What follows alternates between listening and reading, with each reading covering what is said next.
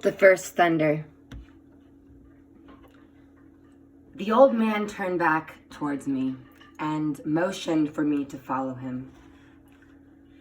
I followed his footsteps, which were somehow very apparent to me, upon the ground that made no noise when he walked. I moved over to where he was, standing almost effortlessly, feeling no sense of gravity. It appeared that he was standing on the edge of a cliff. I stood next to him, looking over the edge. Far below us, I saw a city. It appeared that there was much fighting going on, and much sickness in the city. A wind came up over the edge. It was heavy and slow, and consumed me momentarily. The smell of death filled my nostrils and almost overtook me, and I wanted to retch. I heard the crying of the children and women. There were many just wandering around aimlessly, no direction. The buildings were broken as if there had been an earthquake or great storm. There were many lying in the streets dead, or on their way to death. I saw many vehicles, dark and without markings. Overhead, I hear helicopters, and when they came, the people run away and hide from them. From the vehicles, men would step forth, wearing some kind of dark green uniform, almost black. The people ran from them as well. Many of the people appeared to be sick and had open sores upon their bodies. Some were almost naked. I remember their skin, which was cold and a greenish gray in color. Their eyes were hauntingly empty. I know the look as sampaku. I have seen this look in the eyes as the body prepares for the spirit to leave. It is like the spirit is already gone, yet some residue remains, and the people live out the final steps of their lives robotically. I looked more closely at the people and could see that they were all ghastly thin, like skeletons. There was much starvation going on here. The land seemed barren, being able to sustain no life. There were no herbs or food plants growing, no agriculture at all. It was parched, and there seemed to be water, but there was no one drinking from the creek. That speaks for itself. Old man then spoke to me, narrating the vision before me. There will be much starvation in the times coming. There will be no means of healing all those who are sick. They will have lost touch with their souls. Their tonals will be broken and their life forces will become weak. There will be no way of reversing their plight, for if they deny that they did this thing to themselves, they will be seen casting blame in every direction. They will believe that the earth itself cursed them and caused this thing to happen. They will say that Creator caused this thing to happen. Only and only if they can take responsibility for their own actions and deeds can the situation be turned around. Old man continues. They have tampered with everything, even the clouds. They have forgotten that this has happened before. They paid no attention to their pasts and have no awareness of their true natures. They play with everything like destructive children. The sky has been ripped like an open wound, and the wound is festering. The rain will rain poison upon the fields, and the water will burn their insides as they drink it, and carry worms, and that will eat them up from within. They have walked away from the old ways. Now the old ways cannot help them, for they are not connected. They no longer know how to live with each other as human beings, how to live in harmony with the earth. Now the elements of the earth will turn against them. There will be little that can be done for them, as the natural laws of this earth have been broken. Even their spirits will have left them. They will be losing their souls, and there are many who wish to have souls. They will be as shadows. This is the life they have created. This life, a way of life that forces them to live outside the laws of creation. They will even enforce these ways with their enemies. The sickness will be so complete that they will even kill those who wish to heal them, for they have chosen the path of death. They have all been judged and caught in realities created by their own actions. There will be no ability to dream in these people, no ability to laugh, for they will be devoid of joy. They live their lives for death, for not living. So, they will have created this reality from which there will be no escape. They will not have within them the ability to create life, even for themselves. The scientists will know about these conditions, but they will not speak. They will only see the fault as being in the maladies of disease and of the weather. There, droughts and flood conditions will be extreme. The hole in the atmosphere, as well as the dimensions, will cause the terrible devil winds to suddenly rage and then disappear, leaving behind a trail of death and destruction. Some of these winds will blow as much as 200 miles per hour. Those who created this condition will try to cover up what they have done and blame it upon the earth and blame it on God. They will tell the people that it is because they have walked away from their religions. There will be much fear in the hearts of these innocent people. Then there will be a great fear that will find the hearts of those who hid the ancient knowledge. They will realize that their secret is no longer a secret, for the messengers will be spreading the word across the globe.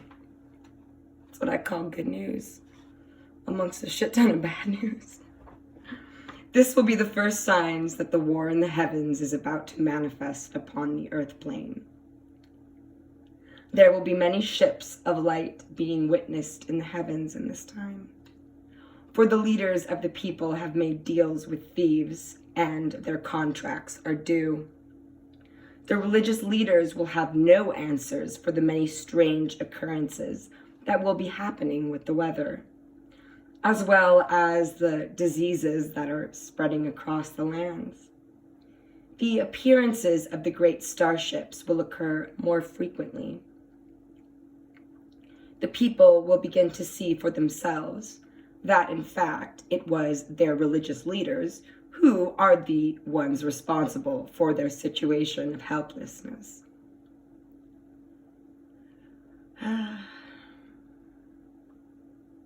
This will be obvious as they see that these leaders will be powerless to do anything in the face of what is occurring. There will be a quiet but steady resentment building in all peoples for this, especially in the young, as they realize that they have been duped for so long. But there will also be a feeling of fear in that most will not know where to turn in the face of the coming calamities. There will be the discovery of many of the ancient temples and schools of knowledge, which have long been hidden away, as whole mountains seem to dissolve in the torrential rains that are coming, the result of El Niño. Remember, there will be 2 El Niños, as the discoveries happen in many locations all over the world. Many hidden truths about these events of the past are also brought to the surface, which will substantiate how their religious leaders enslaved them and kept them from knowing the truths of living upon this earth. A multitude of souls who have reincarnated upon this earth at this time have life contracts for service during transition. Many were born into this world in 1947, between 1976 and 1979, and in the 90s. There is now an ongoing emergence into this plane. So, many souls are coming back to help with the transition that there are not enough embodiments for them all. We've got a lot of volunteers, apparently. Come on, y'all. This is why we have many walk-ins. Can you imagine that? Someone walking into your soul, or another soul walking into your current soul within your body? I try to imagine it in a positive, balanced kind of way. Kind of like friends uniting after a long, long time. Many of the children born in these years will be capable of greater intelligence than their parents, for many are connected to the source and possess within them a memory of their creation as it actually occurred. They did not come into this life severed from their light bodies. Many among them will be those who participated in the building of the ancient cities and sacred sites. They will have a memory of where these sites are, and they will be very instrumental in finding them again. Also, because of this, they will have access to the whole of their brains. This will enable them to have access to their full consciousness capabilities. It will be said of them that they are mystics, that they are the old ones manifesting upon this plane. And in many instances, this will be true. It must be considered that conditions that allow for souls to exchange embodiments allow for the existence of other occurrences. We must not forget that walk-ins can also be created by mankind themselves, as we now know has occurred with the exposed realities of the Montauk Project. Walk-ins can also be sourced from other than human souls, such as extraterrestrials. We must use extreme discernment when we come into contact with these individuals. Their powers of mind will surpass those who are in ordinary reality. Mind control is one of their abilities, and methods by which they move in and out of time experiences.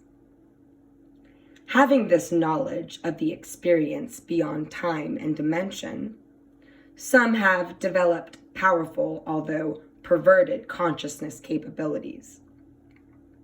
They have no roots and no people of their own. They are wanderers through many dimensional realities, slaves to those who move them from destination to destination, kind of like chess pieces. It's fuckery. For their very existence is due to those who control them. Many of these beings are little more than contrived emanations of human consciousness, who have been mechanically created. They are very aware of source, yet are powerless to act out of their own volition. For not having souls, they possess no will. This condition is permanent unless they themselves to take on souls, but this is rare, yet it has occurred. Such a transition can only be accomplished by connecting to and working with someone who possesses a soul. They themselves cannot manifest a soul for they have no experience of its nature. When we enter the day of purification and experience the 3 days of darkness, billions of these entities will disappear from consciousness completely, for they will have no individual point of soul reference. It will be as if they never were, even in our memory. There are many souls that are presently in a coma-like state. They are dysfunctional earthly experiences as a result. With the raising of frequencies upon the earth plane, many souls will begin to awaken quickly over the next 2 years. Many of the ancient temples and cities will be discovered that have long been hidden from the eyes of man. This discovery of some will be due to natural occurrences, where others will be revealed through the intent of those who have incarnated here and once participated in their construction. The oldies, old souls. As a result of the energy from these ancient cities being uncovered and the energies once contained being released, people everywhere will begin to remember the ancient truths that were connected to their experiences there. It should be forewarned to those who will speak of these truths to the people that they will be hunted down and made out to be criminals, witches, and worse. Those who might perform acts of healing and other things considered to be of a miraculous nature. Excuse me, chills all over. Will be accused of performing acts of black magic and will be said to be Satan worshippers. These awakening souls must exercise extreme caution, for fear, remember, is growing within those circles of people who are currently in control of the political and financial institutions of this world. They are harvesting the consequence of their deeds of many lifetimes and are aware of the inevitable consequences. The Hall of Mirrors will bring about a humbling of all people, where they will be forced by their own circumstance to own the responsibilities for their actions. For in many, the powers of the mind will be awakening as a result of the earth resonating to much higher frequencies. There will be a cleansing of the emotional bodies of mankind. For the corruption of the passing, by their own experience, the pain, the agony, this experience they have created. Yes. As they churn within the grip of the cycle of destruction, you must tell your people to go to the mountains now, to gather what seeds they would need to grow food that can be grown within glass houses. So indoor seeds that function indoors. Super important to sustaining self.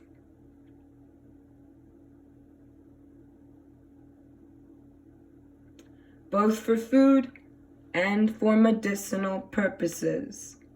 Scatter the seeds upon the earth as you travel.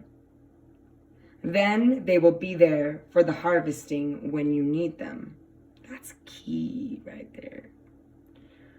For you will travel much and often by foot in the times that are coming. Build little villages. Take only that which you will need to keep sheltered and sovereign. Simplify your lives in every way possible. Keep always 3 days' supplies with you for each member of your family, for there will be times you will have to be away from your homes for that long without warning, as the dark hunters will come searching for you from time to time, for they will fear you and the knowledge you possess. They will come from the heavens as well as across the land in strange machines that make no sound. Not all of you will be able to understand how to shift energies and become invisible. The people who have not changed their life patterns and developed these abilities will have to utilize their skills of survival. This is the first thunder, to be continued.